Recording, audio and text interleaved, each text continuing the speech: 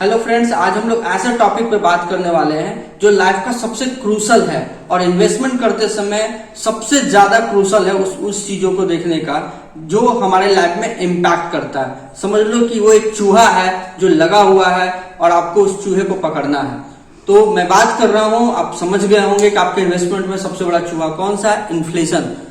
और ये इन्फ्लेशन ऐसा चूहा है कि आपको पता ही नहीं चलता कि आपके पैसे को कितना जल्दी से वो उतर गया। तो बात कर रहे हैं हम लोग इन्फ्लेशन की। तो पहले हम लोग समझते हैं कि इन्फ्लेशन होता क्या है। आप सिंपल भाषा में समझो, प्राइस राइज को हम लोग कहते हैं इन्फ्लेशन।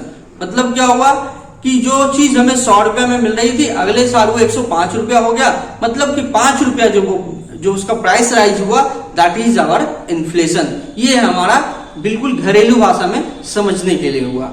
अब क्या करना है? अब ये प्रॉब्लम है कि फिर हम लोग इन्फ्लेशन की बात अपने पर्सनल फाइनेंस में क्यों कर रहे हैं? इसलिए कर रहे हैं क्योंकि जब भी हम इन्वेस्ट करते हैं तो इन्फ्लेशन को हमको देखना पड़ता है कि हमारा मार्केट में भी इन्फ्लेशन का क्या रेट है। तो मैं आपको इन्फॉर्मेशन के बेसिस पे बता दूं कि हमारा जो इन्फ्लेशन अभी करंट जो चल रहा है वो लगभग अराउंड 5% के आसपास है। तो आप एक समझ लो कि अगर मेरा इन्फ्लेशन आज 5% है और हम जहां पे इन्वेस्ट कर रहे हैं वो अगर मेरा 5% दे रहा है, तो मेरे हाथ में आया क्या? मतलब क्या हुआ? मतलब सीधा सा ये हुआ कि अगर मैं 100 रुपए इन्वेस्ट करता हूं और वो भी मुझे 105 रुपए देता है और जो चीजें 100 रुपए की थी वो भी अगले साल 105 का हो गया। मतलब रियली में हमको रियल रेट ऑफ रिटर्न क्या हो गया? हमारा शून्य, जीरो। अब इस जीरो को बचने के लिए हम क्या कर सकते हैं? हमारे पास बहुत सारे इन्वेस्टमेंट ऑप्शंस है। उन इन्वेस्टमेंट ऑप्शंस में हमको सेलेक्ट करना होता है कि कौन सा इन्वेस्टमेंट ऑप्शंस मेरे लिए बेटर होगा जो इन्फ्लेशन को बीट कर सके। याद रहे, इन्वेस्टमेंट करते समय सबसे पहली प्राथमिकता हमारी होती है वो इन्फ्लेशन होता है। हम ऐसे इन्वेस्टमेंट ऑप्शंस को चुने जो इन्फ्लेशन को बीट करे।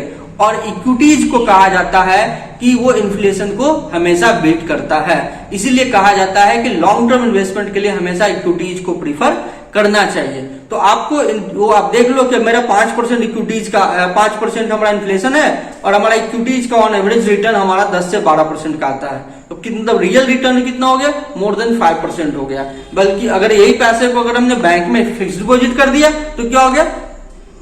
105 और यहाँ पे 105। मतलब टोटल रियल रिटर्न आपके हाथ में जीरो है। और ये भी ध्यान देने की बात है कि जो 5 रुपए आपको मिल रहा है, मतलब 100 रुपए इन्वेस्ट करते हो तो 105 मिलता है। अगर आप उसके 20% या 30% टैक्स ब्रैकेट में हो तो आपका इन हैंड और घट जाएगा, 4 हो जाएगा। मतलब रियल रेट ऑफ रिटर्न और हमारा निगेटिव चल जाता है। इसलिए जब भी आप इन्वेस्ट करो, जब भी कहीं भी करो, आप ये जरूर ध्यान में रखो कि इन्फ्लेशन का हम पैरामीटर पे हमारा इन्वेस्टमेंट खड़ा उतरता है कि नहीं। खास करके तब जब आप ये लॉन्ग हॉरिजन रखे हुए, लॉन्ग हॉरिजन आप अपने रिटायरमेंट के लिए या बच्चों के हायर एजुकेशन के लिए या बच्चों के रिटायरमेंट के लिए पैसा इन्वेस्ट कर रहे हो, तो आपको हमेशा देखने की जरूरत है कि हमारा जो इन्वेस्टमेंट जहां हम कर रहे हैं, पैसा जहां हम पैसा रख रहे हैं अपने बच्चों के फ्यूचर के लिए, वो पैसा हमारा रिटर्न कितना देगा। इसलिए जब भी आप इन्वेस्ट करो तो ये जरूर ध्यान दो कि मेरा इन्फ्लेशन को बीट कर रहा है कि नहीं। आपकी जानकारी के लिए मैं लास्ट 10 ईयर्स का इन्फ्लेशन रेट आपको दिखा रहा हूं और मैं आपको फिक्स डिपॉजिट का भी लास्ट 10 ईयर्स का रेट दिखा रहा हूं और मैं लास्ट 10 ईयर्स का इक्विटी, सेंसेक्स या निफ्टी, इनमें से अगर आप पैसा रखते हैं तो उसका रिटर्न दिखा रहा हूं। आप उस तीनों को कंपेयर करके देख लो कि हमारा जो रियल रेट ऑफ रिटर्न कहां पे सही है और आप खुद जज कर पाओगे कि हमें पैसा कहां रखना चाहिए। Choice is yours.